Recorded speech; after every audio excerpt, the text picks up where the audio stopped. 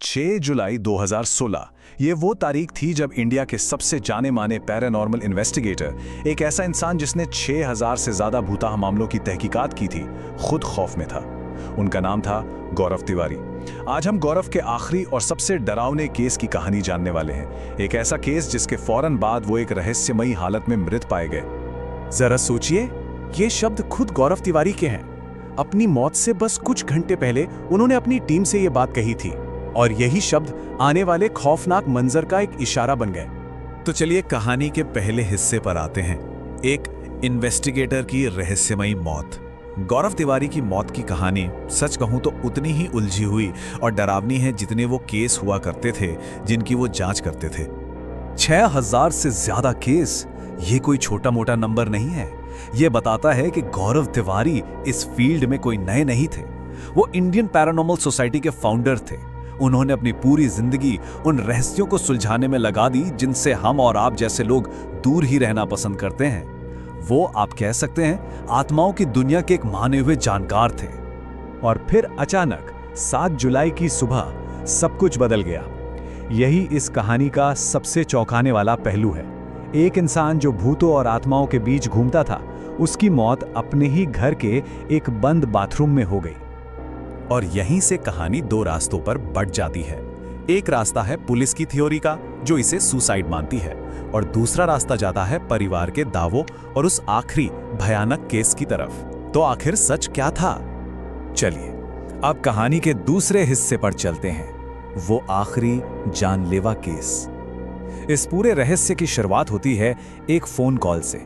गौरव की मौत से ठीक एक रात पहले दिल्ली के जनकपुरी से एक कॉल आता है।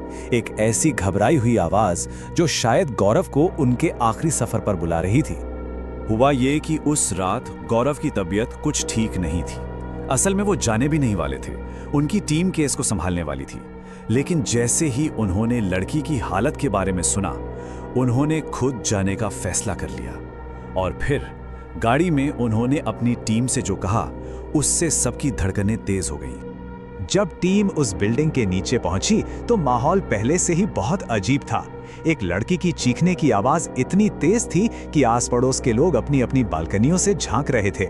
सड़क पर खड़े खड़े ही वो भयानक चीखें साफ सुनाई दे रही थीं। तो अब आते हैं कहानी के तीसरे हिस्से पर, अपार्टमेंट के अंदर टकराव। देखिए, बाहर जो शोर था ना, वो तो बस एक ट्रेलर था। असली कहानी तो उस बंद दरवाजे के पीछे शुरू होने वाली थी। ये बहुत ही अजीब था। जैसे ही गौरव ने दरवाजा खोला, वो चीखें एकदम से बंद हो गईं, बिल्कुल पिन ड्रॉप साइलेंस। और उस लड़की ने गौरव को देखा और मुस्कुराने लगी, एक ऐसी मुस्कान जैसे वो कह रही हो, मैं तो तुम्हें जानती हूँ। लड़की के पिता भी ये देखकर सकते में आ गए थे। जैसे ही टीम ने अपना काम शुरू किया, चीजें हाथ से निकलने लगीं। ये कोई नॉर्मल इन्वेस्टिगेशन नहीं थी। आमतौर पर किसी एक कैमरे में कुछ हलचल होती है। यहाँ घर के सारे कैमरे एक साथ फ्लैश कर रहे थे। ईएमएफ मीटर तो जैसे पागल हो गए थे। उनकी रीडिंग्स का कोई मतलब ही नहीं निकल रहा था, खासकर लड़की के कमरे के पास। जब सारे उपकरण एक एक करके जवाब दे रहे थे और माहौल पूरी तरह से काबू से बाहर जा रहा था, गौरव समझ गए कि अब इस शक्ति का सामना सीधे तौर पर ही करना पड़ेगा। उन्होंने अपनी टीम को बाहर रुकने को कहा और अकेले उस कमरे में दाखिल हो गए। और जैसे ही गौरव ने कमरे में कदम रखा, एक आवाज आई, आ गया तो। पर ये उस लड़की की आवाज नहीं थी। आवाज भारी थी, अलग थी, और ऐसा लग रहा था मानो वो गौरव का ही इंतजार कर रही थी। जब गौरव ने पूछा कि वो कौन है, तो उस आवाज ने जो जवाब दिया, वो सच में रोंगटे खड़े कर देने वाला था। आवाज ने कहा, इस घर की हर एक बला तुझे जानती है, हमें ही तो तू अपने साथ लेकर चलता है। ये सुनकर गौरव को एक पल के लिए ऐसा लगा जैसे आवाज लड़की के अंदर से नहीं बल्कि उनके ठीक पीछे से आ रही है। इसी बीच बाहर मॉनिटर देख रहे टीम के एक मेंबर को फुटेज में एक डरावना चेहरा दिखाई दिया। वो घबराकर कमरे की तरफ भागा, और जब उसने दरवाजा खोला तो जो मंजर देखा वो हैरान करने वाला था। गौरव तिवारी, वो इंसान जिसने 6000 केस देखे थे, डर से एक मूर्ति की तरह बस खड़ा था। अब आते हैं चौथे हिस्से पर, एक खौफनाक निमंत्रण।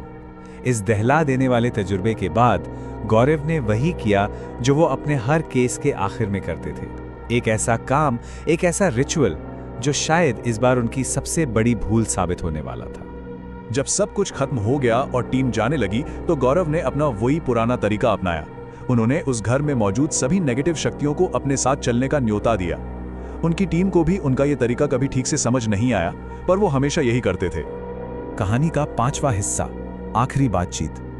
गौरव उस घर से तो निकल आए, लेकिन सवाल यह था कि क्या वो अकेले निकले थे या कोई शक्ति उनके साथ आ गई थी। घर पहुंचने पर अपनी पत्नी के साथ उनकी जो आखिरी बातचीत हुई, वो इस पूरी कहानी का शायद सबसे खौफनाक मोड़ है। रात के करीब 1:30 बजे वो घर पहुंचे। उनकी पत्नी ने देखा कि वो बहुत परेशान है। जब उन्होंने पूछा कि क्या हुआ, तो गौरव ने जो जवाब दिया वो डराने वाला था। उन्होंने कहा, वो सारी बलाएं लौट आई हैं और वो सिर्फ मुझे मरता हुआ देखना चाहती हैं। उन्होंने ये भी कहा कि उन्हें हर जगह काले साए दिख रहे हैं जो उन पर हंस रहे हैं। और अब छठा और आखिरी हिस्सा, एक अनसुलझा रहस्य। उन खौफनाक शब्दों के बस कुछ ही घंटे बाद 7 जुलाई की सुबह गौरव तिवारी अपने बाथरूम में मृत पाए गए। उनकी मौत अपने पीछे कोई जवाब नहीं, बल्कि और भी गहरे सवाल छोड़ गई। तो अब यहाँ 2 अलग-अलग थ्योरी सामने आती हैं। पुलिस के लिए ये सुसाइड का एक सीधा साधा केस था। उनका कहना था कि गौरव डिप्रेशन में थे, लेकिन परिवार का मानना था कि जनकपुरी वाला केस उन पर बुरी तरह हावी हो गया था। उस रात घर आने के बाद उन्होंने जो बातें कहीं, वो साफ इशारा कर रही थी कि कोई नेगेटिव शक्ति उन्हें परेशान कर रही थी। तो आखिर सच क्या था? क्या ये वाकई डिप्रेशन का एक दुखद अंत था, या फिर कोई ऐसी ताकत थी जो 6000 केस सुलझाने वाले इस इन्वेस्टिगेटर को अपने साथ ले गई? ये एक ऐसा सवाल है, एक ऐसी पहेली है जिसका जवाब शायद गौरव तिवारी की मौत के साथ हमेशा के लिए एक राज बन चुका है।